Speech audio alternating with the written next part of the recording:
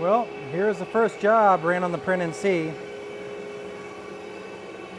Thus far, it's working out really well.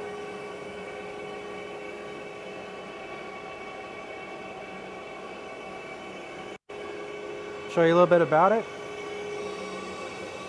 I have a liquor-cooled spindle. And the spindle itself, temperatures are all monitored. So there's amperage on the VFD for the spindle. And you got the temperatures. Right now it's currently right at 82 degrees ambient here in the shop. And as far as the cooling goes, I have a radiator where the coolant passes through, and down there a Menards bucket where the coolant's at.